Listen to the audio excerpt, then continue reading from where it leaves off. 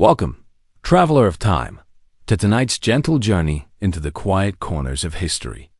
Whether you're settling down after a long day or simply seeking a moment of peace, I'm grateful to have you here. Perhaps you're listening from your cozy bedroom, or maybe you're in a favorite chair by the window. I imagine us as tiny lights scattered across the world, connected by curiosity and the gentle embrace of evening. And if this peaceful storytelling brings a little calm to your day, feel free to subscribe for many more historical tales to come. The North Sea alone claimed countless vessels each year during the 13th and 14th centuries. Its icy waters and sudden squalls transformed routine fishing expeditions into desperate battles for survival. But the sailors who worked these waters weren't merely fortunate souls blessed by chance. They were master survivors who understood their environment with an intimacy born of absolute necessity. They read the sky like ancient scripture, interpreted the behavior of seabirds as divine messages, and developed an almost supernatural ability to sense approaching danger hours before it materialized on the horizon. Consider the situation of a typical fishing crew setting out from a Nan, English coastal village in the depths of winter. Their vessel, perhaps 30 feet of oak planking held together with iron nails and sealed with pitch, would have seemed laughably inadequate to modern eyes. No radar, no radio, no weather forecasts, just hemp rope, canvas sails, and the accumulated knowledge of generations who had learned to read the sea's moods through bitter experience. These men possessed an encyclopedic knowledge of wind patterns, understanding how the slightest shift in breeze direction could signal an approaching gale. They watched the waves themselves, noting subtle changes in their rhythm and height that spoke of distant storms or underwater obstacles. The color of the water told stories to those who knew how to listen. Pale green indicated shallow sandbanks that could wreck an unwary vessel. Deep blue promised safe passage, but also warned of the open ocean's unforgiving nature. Dark patches might signal the presence of schools of fish, while unusual foam patterns could indicate dangerous currents or hidden rocks. Navigation presented perhaps the greatest challenge of all. Without modern instruments, medieval sailors relied on a combination of celestial observation, dead reckoning, and an intimate knowledge of coastal landmarks. They memorized the positions of stars with religious devotion, understanding the patterns of seasonal winds and the distinctive profiles of distant headlands. Experienced captains like Master Aldrich of Wessex could determine their approximate position by tasting seawater, recognizing the subtle differences in salinity and temperature that marked different ocean regions. Young sailors would watch in amazement as these weathered veterans would dip their fingers in the waves, taste the brine, and announce with confidence whether they were approaching the mouth of the Thames or the rocky shores of Cornwall. But perhaps their most crucial survival skill was reading the weather itself. Medieval sailors developed an almost mystical ability to predict storms, watching for the subtle signs that modern meteorology has only recently begun to understand. They knew that certain cloud formations meant wind would shift within hours, that the behavior of dolphins and whales could indicate approaching tempests, and that the very smell of the air carried warnings of danger. Survival techniques when storms did strike with their full biblical fury. Survival depended on techniques passed down through generations of seafaring families. Crews would secure everything movable, rig storm sails designed to keep the vessel headed into the wind, and prepare for battles that could last for days. They understood the critical importance of maintaining steerage way, keeping just enough sail set to maintain control while avoiding being overwhelmed by the wind's destructive power. The psychological demands were perhaps as challenging as the physical ones. Spending weeks at sea in cramped, wet conditions with constant danger and monotonous food tested even the strongest minds. Successful crews developed rituals and routines that maintained morale and unit cohesion. They shared stories that had been told for generations, sang work songs that coordinated their efforts and lifted their spirits. and maintained strict but fair hierarchies that prevented chaos during emergencies. Food preservation represented another critical survival skill that could mean the difference between life and death. Without refrigeration, medieval sailors had to rely on salted meat, hardtack biscuits, and ale that stayed fresh longer than water. They learned to catch and preserve fish during good weather, supplementing their supplies and providing crucial vitamins that prevented the dreaded scurvy. The most experienced crews knew which seaweeds were edible, how to collect rainwater efficiently using carefully arranged canvas sheets, and even how to extract drinking water from fish in desperate circumstances. Master Sailor Edmund of Bristol was famous for his ability to find fresh water sources on seemingly barren islands, using techniques his grandfather had learned from Norse traders generations earlier. Ship maintenance at sea required constant vigilance and remarkable ingenuity. Crews carried supplies of pitch, oakum, and spare canvas to patch holes and repair damage that could otherwise sink their vessel within hours. They understood how to reinforce weakened masts with spare rope, using complex knotwork that could hold under tremendous stress. They knew how to pump out water when the hull was breached, working in shifts around the clock if necessary, and how to jury-rig emergency steering systems when rudders were damaged or lost entirely. Every sailor was expected to be part carpenter, part rope worker, and part emergency engineer. The social dynamics aboard medieval vessels were carefully structured to maximize survival chances in an environment where cooperation meant life and division meant death. Captains held absolute authority during emergencies, but successful skippers also understood the importance of consulting experienced crew members and maintaining crew loyalty. Through fair treatment and shared hardship, they knew that a crew's willingness to follow orders without question during a crisis could mean the difference between survival and disaster. Captain Willem of Flanders was renowned for his ability to maintain discipline while also showing genuine care for his men's welfare, understanding that respect had to be earned rather than simply demanded. Perhaps most remarkably, these medieval mariners developed sophisticated signaling systems that allowed ships to communicate across vast distances. They used flags in complex combinations, sail configurations that conveyed specific messages, and even smoke signals to share information about weather conditions, navigation hazards, and safe harbors. Experienced sailors like the legendary navigator Thomas of York could read these signals from miles away, creating informal networks that helped vessels avoid danger and find assistance when needed. These communication systems became so sophisticated that entire fleets could coordinate their movements without ever coming within speaking distance of each other. The tools and equipment that enabled their survival were marvels of practical engineering, developed over centuries of trial and error. Their anchors, designed to hold fast in various sea-bottom conditions, could mean the difference between riding out a storm safely and being driven onto rocky shores, where no soul would survive.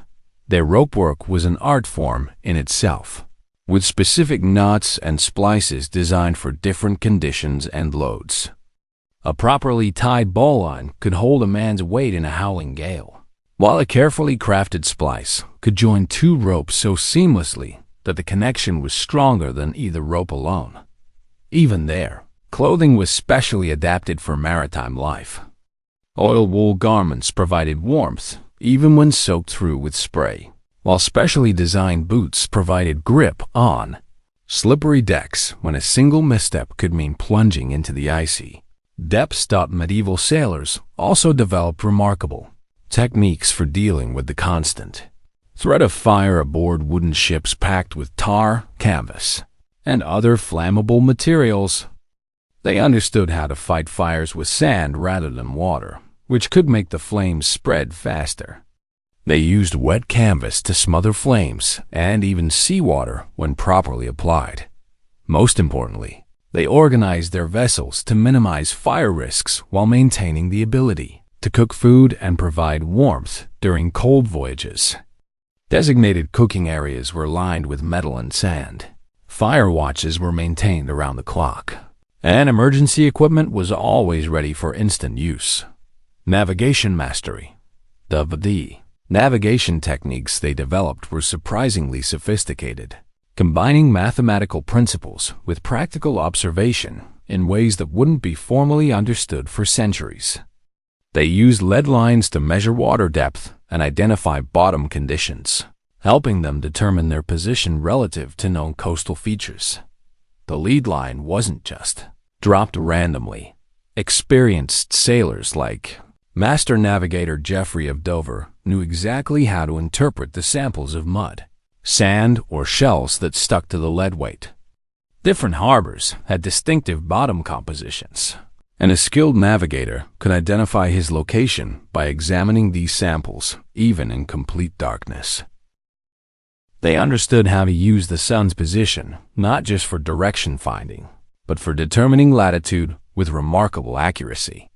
They developed methods for estimating speed and distance traveled that proved surprisingly reliable, using everything from floating objects to the behavior of their own wake.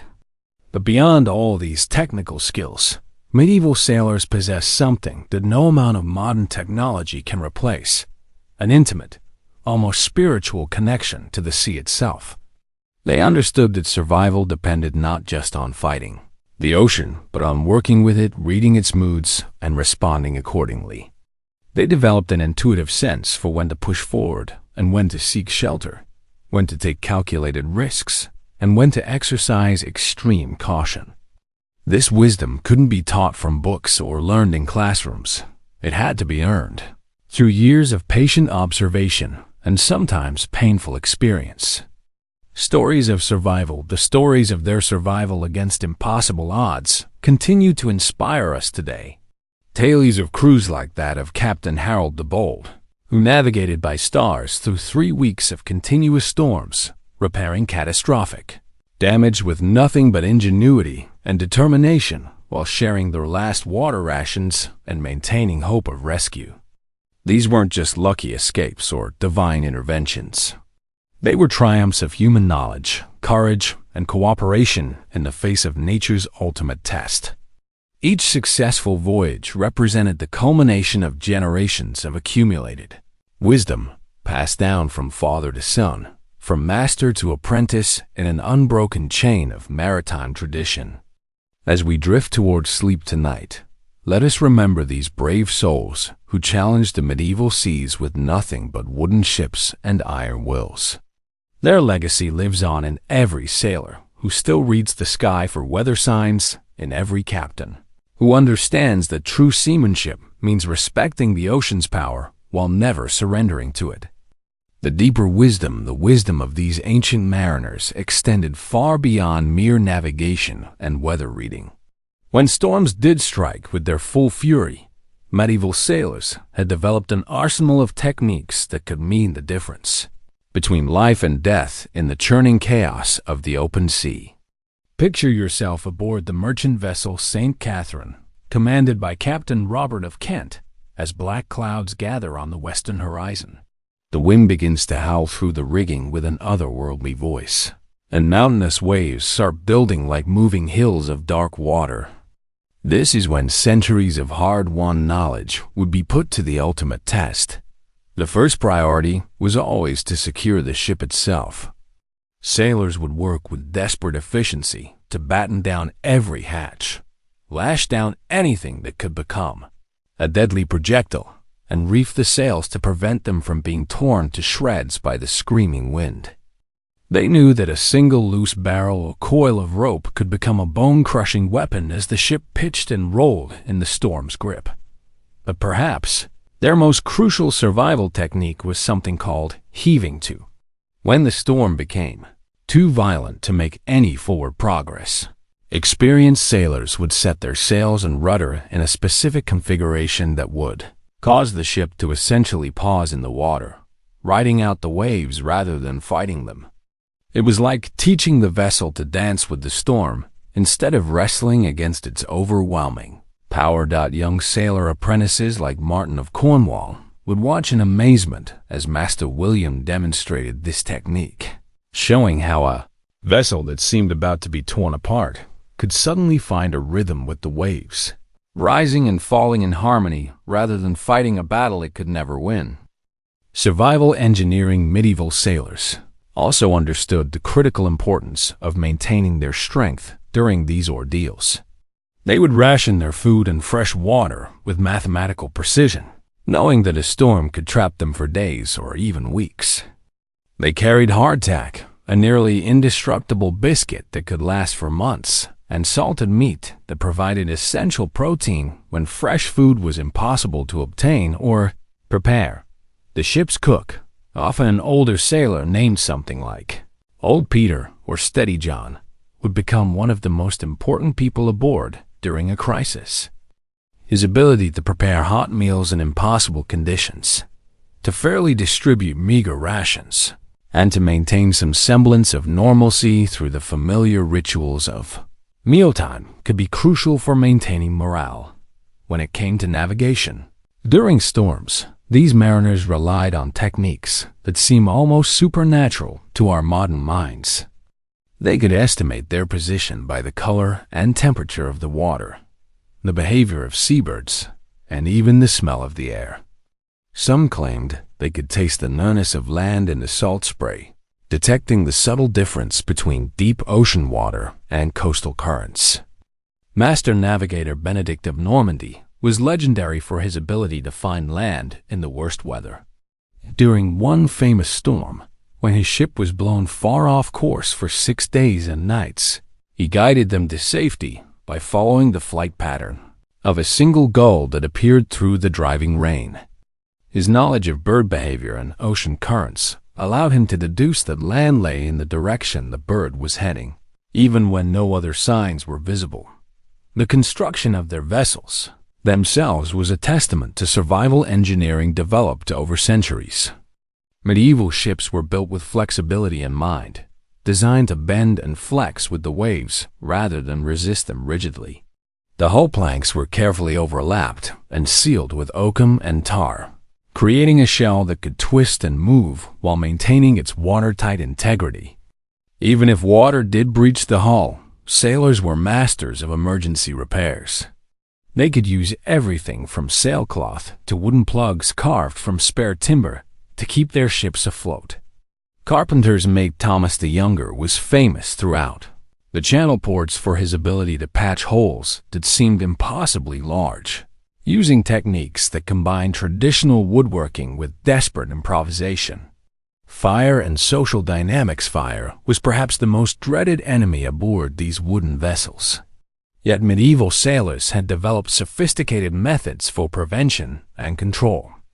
They created designated cooking areas lined with sand and metal, established strict protocols for handling flames, and maintained emergency supplies of wet sand and leather fire blankets. Some ships even carried primitive fire engines, essentially large syringes that could spray water with considerable force. The fire watch was one of the most important duties aboard any vessel, with experienced sailors like Alert Andrew known for their ability to spot the smallest wisp of smoke before it could become a catastrophe. The social dynamics aboard ship were equally crucial for survival. Medieval sailors operated under a strict but fair hierarchy where every man knew his role and could depend on his shipmates. They developed elaborate systems of watches that ensured the ship was always properly manned, and they shared knowledge freely, understanding that the survival of one depended on the survival of all.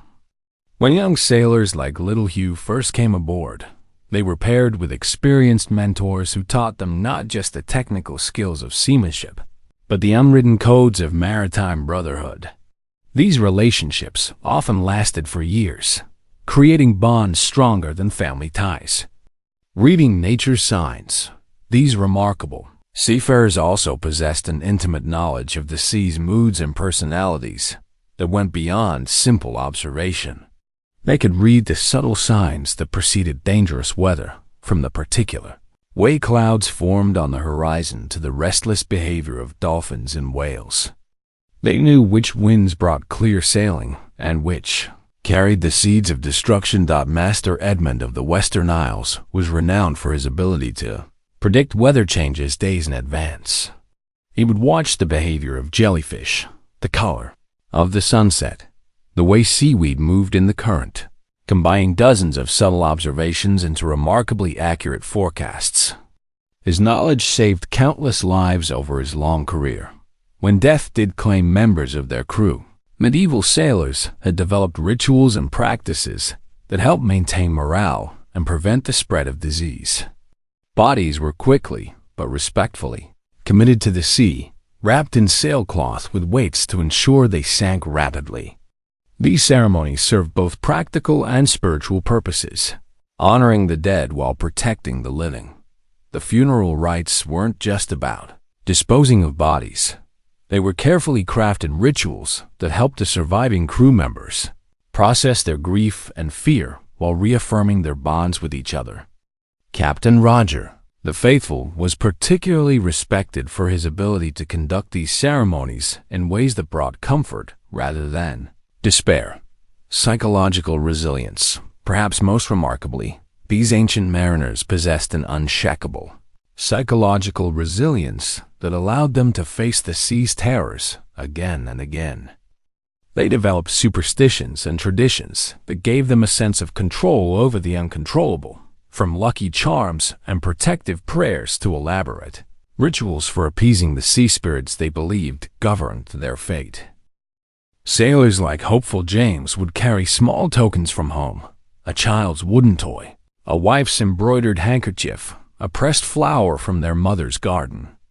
These weren't just sentimental keepsakes, but psychological anchors that helped them maintain their connection to the world beyond the endless water. Their legacy extends far beyond the techniques and technologies they developed. Medieval sailors embodied a particular kind of courage, the willingness to venture into the unknown, armed with nothing but accumulated wisdom, practical skills, and an indomitable spirit. They remind us that human ingenuity and determination can triumph over even the most hostile environments. They understood that survival often depends not just on what we know, but on how we apply that knowledge when everything seems lost. Their example shows us that with proper preparation, mutual support, and unshakable determination, humans can face challenges that seem impossible and emerge not just alive, but stronger. The Brotherhood of the Sea medieval sailors faced death at every turn on treacherous waters, yet somehow they endured. We've explored how these mariners read the signs of nature and built ships that could weather any storm. We've seen their methods for rationing precious supplies and maintaining order when chaos threatened. But there was another element to their survival, one that went beyond mere technique or seamanship. It was the unbreakable bonds they forged with one another, and the rituals that kept hope alive when all seemed lost. For in those dark hours when the waves towered like moving mountains and the wind howled like the voices of lost souls, it wasn't just skill that saved them. It was the knowledge that they were not alone, that their fellow sailors would share their last crust of bread, their final drop of fresh water, that when one man's strength failed, another would take his place at the oar or the rope. Sailors like Brave Henry and Steadfast John understood something that modern seafarers with all their technology and safety equipment sometimes forget. The sea is not just a physical challenge to be overcome through superior tools or techniques. It is a force that tests the very soul, that strips away all pretense and reveals what a man truly is when faced with his own mortality. This is why the bonds between crew members ran deeper than mere professional relationships. They were brothers in the truest sense, united by shared peril and mutual dependence. A sailor knew that his life might depend on the man sleeping in the hammock beside him, just as that man's life might depend on his own courage and competence when the moment of crisis arrived. These relationships were forged in the crucible of adversity.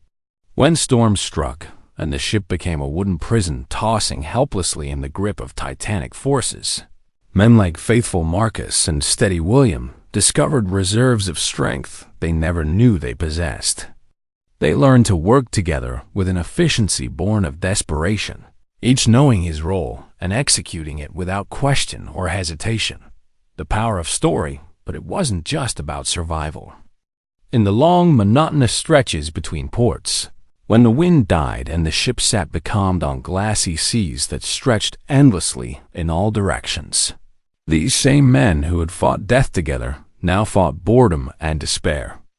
They told stories, sang songs, shared memories of home and dreams of the future. The storytelling was particularly important. In an age before books were common and literacy was rare, oral tradition was the primary means of preserving and transmitting knowledge. Sailors became living libraries, carrying tales from port to port, from land to land. Old Tom the Storyteller was legendary throughout the northern seas for his endless repertoire of tales. He told stories of sea monsters and mysterious islands, of brave captains and treacherous storms, of fortunes won and lost on distant shores. His stories weren't just entertainment, they were education, passing down crucial knowledge about navigation, weather patterns, dangerous waters, and safe harbors. These stories served multiple purposes beyond their practical value. They entertained, certainly, helping to pass the long hours at sea, but they also educated, passing down crucial knowledge about seamanship and survival.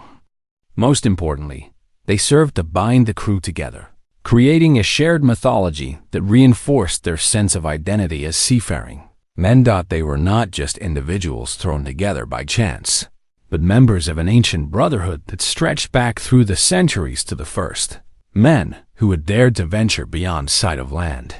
Music played a similar role in their survival. Sea shanties weren't just entertainment. They were working songs that helped coordinate the crew's efforts during complex maneuvers. The rhythm of the song matched the rhythm of the work. Whether it was hauling on ropes, raising the anchor, or pumping out bilge water. Singing Sam was the finest shantyman to sail the channel, his powerful voice rising above the wind as he led the crew in songs that synchronized their movements and lifted their spirits. His voice could be heard across the water, and other ships would sometimes alter course just to hear him sing. Religion and faith religion, too, played a crucial role in the mental survival of medieval sailors. These were deeply devout times when even the most hardened seafarer believed in the power of prayer and the intervention of divine providence. Before setting sail, crews would attend Mass and receive blessings from priests. They carried religious relics and sacred texts, believing these would protect them from the dangers of the deep. Father Matthew, the ship's chaplain aboard many vessels, was both spiritual advisor and practical counselor. He knew that faith wasn't just about theology, but about hope, the ability to believe that their suffering had meaning, that they were part of a larger purpose, that death was not the end of their story. During storms, when human skills seemed inadequate to the task of survival, sailors would pray together, their voices raised in desperate supplication above the howling wind. They made vows and promises, bargaining with God for safe passage. "If you spare us from this tempest," they would pray, "we will donate a portion of our profits to the church, make a pilgrimage to a holy shrine, or live more virtuous lives." These religious observances weren't merely superstition, though they might seem so to modern eyes. They provided psychological comfort and a sense of purpose that helped men endure unendurable hardships. The belief that their suffering had meaning, that they were part of a divine plan, gave them strength to continue when every rational consideration suggested they should give up hope. Daily rituals. The rituals of daily life aboard ship also helped maintain morale and discipline. Meals, though often meager and monotonous, were shared communally and followed established protocols. The ship's bell marked the passage of time, dividing the day into watches and ensuring that everyone knew their duties and responsibilities. Cook's helper, Martin, would ring the bell for meals with a particular rhythm that crew members recognized from miles away. Even in the midst of chaos, these familiar routines provided a sense of order and Normalcy that helped men maintain their sanity in an insane environment. The distribution of the daily ration of ale or wine wasn't just about nutrition. It was a ceremony that marked the end of one day and the hope of seeing another. Barrelkeeper Paul would carefully measure each man's portion, understanding that fairness in these small things was crucial for maintaining the trust that held everything together. Leadership in crisis leadership was absolutely critical to the psychological survival of the crew. A good captain, like Commander Richard the Wise, was not just a skilled navigator and tactician, but also a master of human psychology. He knew when to be stern and when to be compassionate, when to push his men harder and when to allow them rest. He understood that maintaining hope was just as important as maintaining the ship itself. The best captains led by example, sharing the hardships of their crews rather than seeking special privileges. They were visible during the worst storms, calm in the face of crisis, and fair in their distribution of supplies and duties. Captain Margaret the Bold, one of the rare female commanders of the era, was particularly renowned for her ability to inspire confidence through competence and genuine concern for her crew's welfare. She understood that authority had to be earned through demonstrated skill and care, not simply demanded through position, mental challenges, but even the best leadership could not eliminate the psychological toll of life at sea.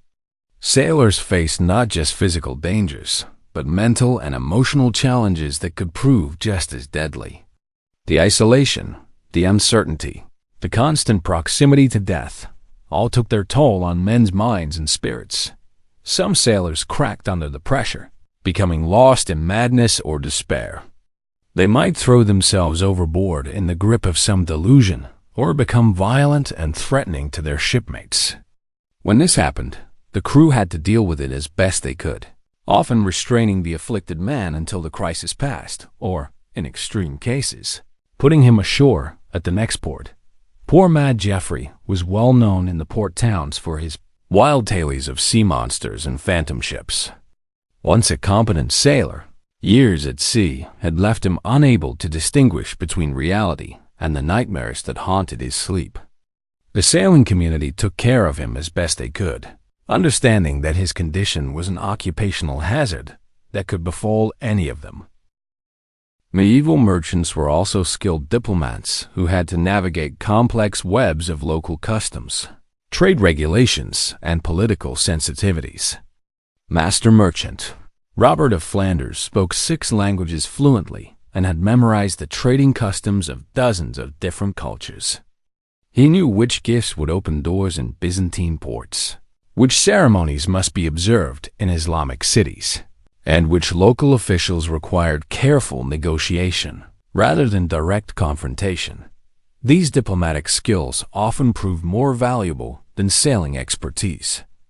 When Captain Walter the Negotiator's ship was seized by Barbary corsairs off the Spanish coast, his knowledge of Arabic customs and Islamic law allowed him to negotiate not just his crew's release, but compensation for their captured cargo.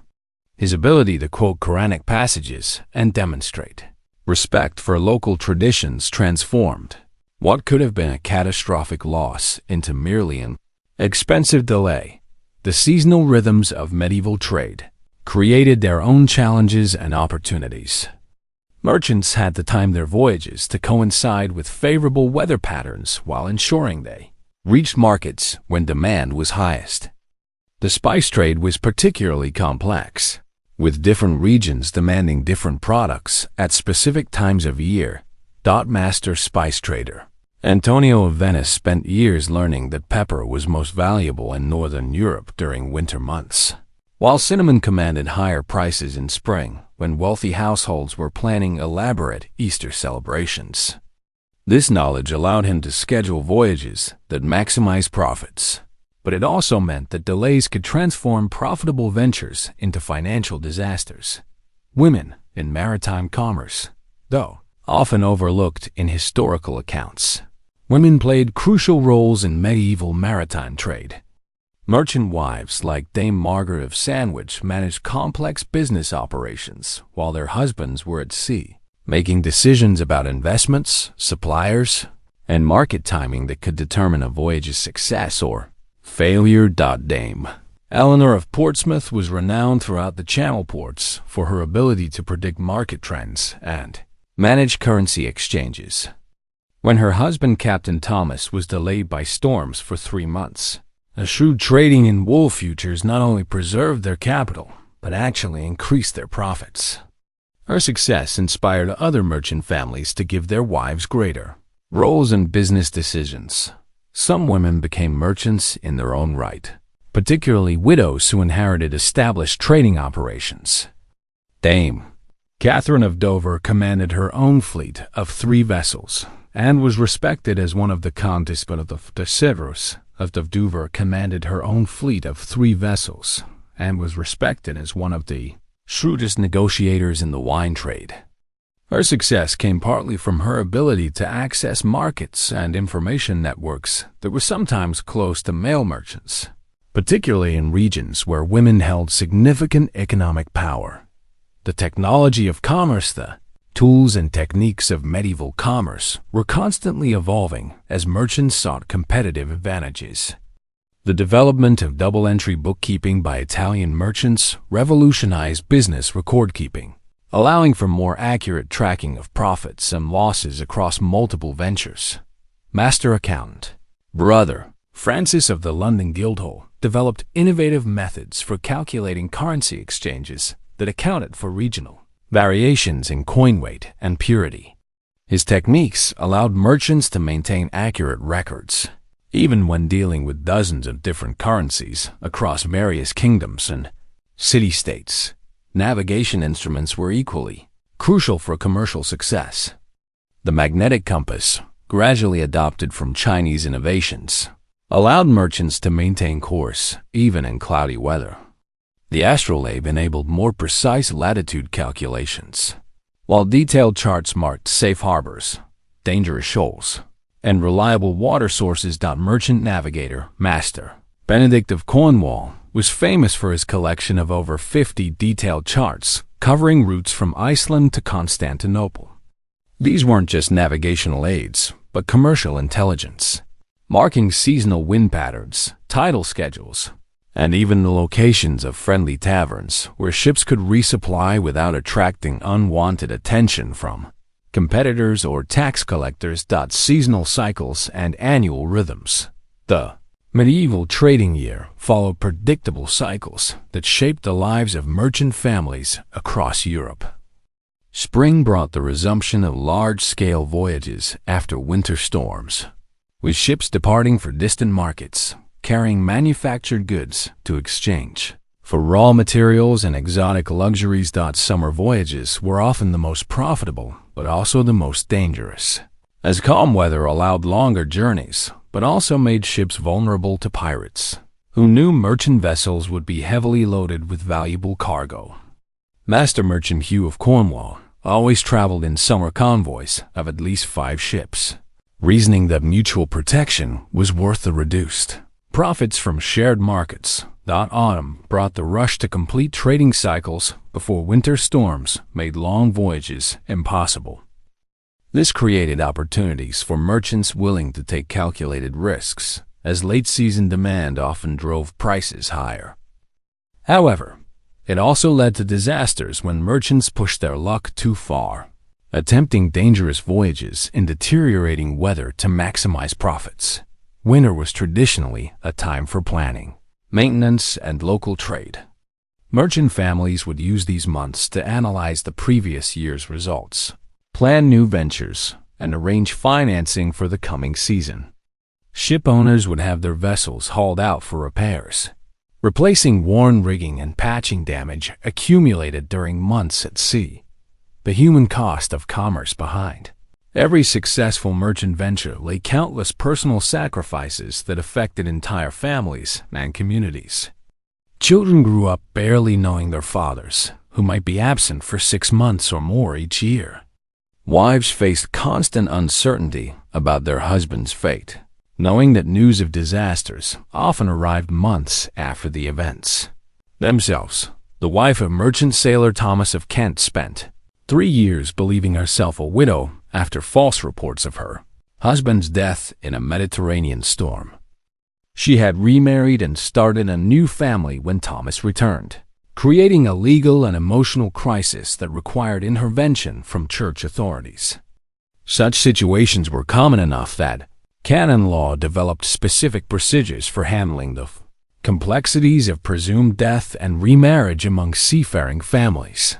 The broader community effects were equally significant.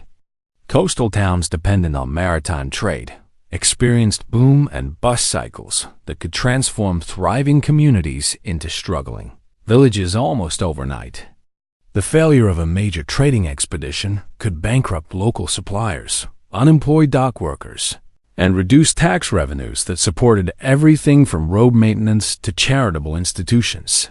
Port City of Winchelsea provides a stark example of these dynamics. Once a thriving center of wine trade with France, political conflicts and changing harbor conditions gradually reduced its importance. Merchant families who had prospered for generations found themselves forced to relocate or abandon trade entirely, leaving behind empty warehouses and unemployed workers who had depended on maritime commerce for their livelihoods. Innovation under pressure. The constant pressures of medieval maritime trade drove remarkable innovations in business organization, financial instruments, and risk management. Merchant guilds developed sophisticated systems for sharing information about market conditions, political developments, and navigation hazards. These organizations provided both practical support and social safety nets for members facing difficulties.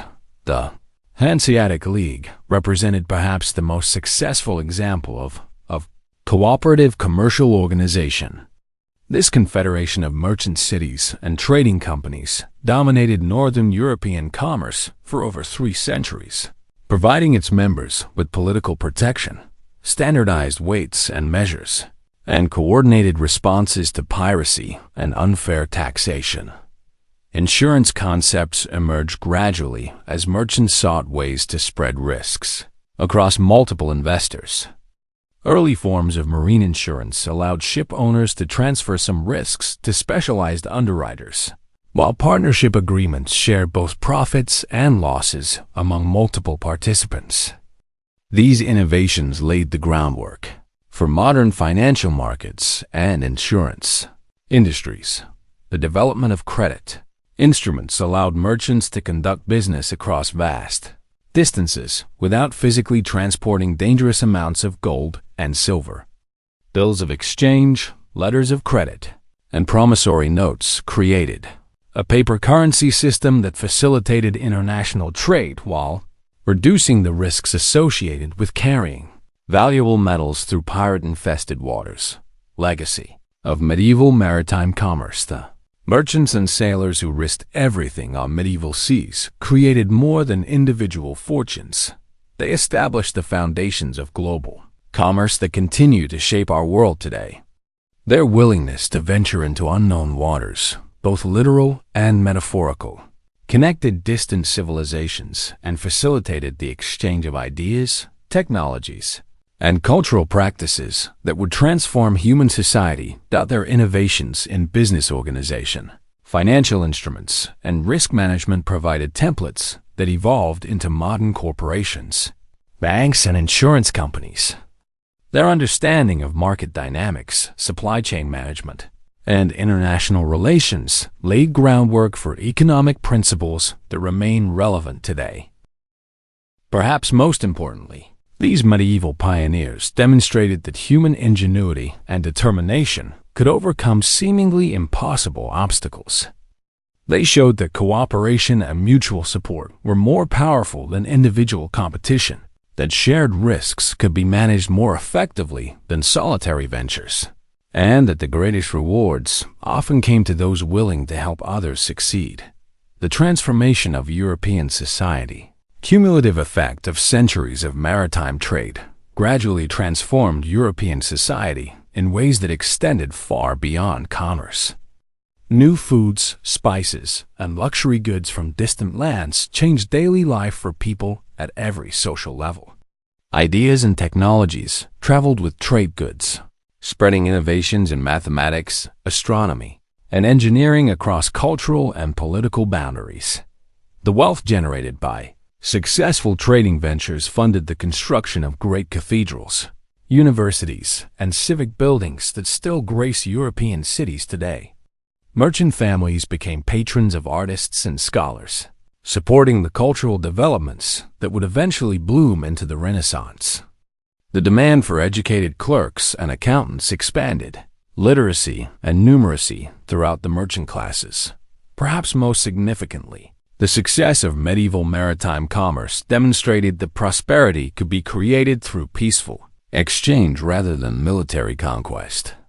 This realization gradually shifted European thinking about wealth and power, laying philosophical foundations for later developments in political theory, economics, and international law. The endless horizon as our journey through the world of medieval maritime survival draws to a close. We are left with profound appreciation for the courage, wisdom, and determination of these remarkable individuals. They faced challenges that would test the limits of human endurance, yet they persevered not just as individuals, but as communities bound together by shared purpose and mutual support. Their legacy reminds us that the greatest adventures and achievements often come not from conquering our challenges through force, but from learning to work with natural forces, to find harmony within apparent chaos, and to discover that our greatest strength lies not in standing alone, but in standing together. The medieval sailors who survived the deadly seas did more than simply endure. They transformed themselves and their foedestes and their owned world through their courage, their wisdom, and their unshakable commitment to each other. Their story continues to inspire all who face uncertainty with hope, all who venture into unknown territory with determination, and all who understand that the greatest journeys are those we make together. In their example, we find timeless truths about human nature, about the power of cooperation over competition, about the importance of tradition and innovation, and about the remarkable things that become possible when ordinary people choose to do extraordinary things. Their voices echo across the centuries, reminding us that no storm is too fierce, no ocean too vast, no challenge too great when faced with courage, wisdom, and the unbreakable bonds of human fellowship. May their courage inspire your dreams, their wisdom guide your decisions, and their fellowship remind you that no matter how dark the night or rough the seas, you are never truly alone when you have companions who share your journey and your destination.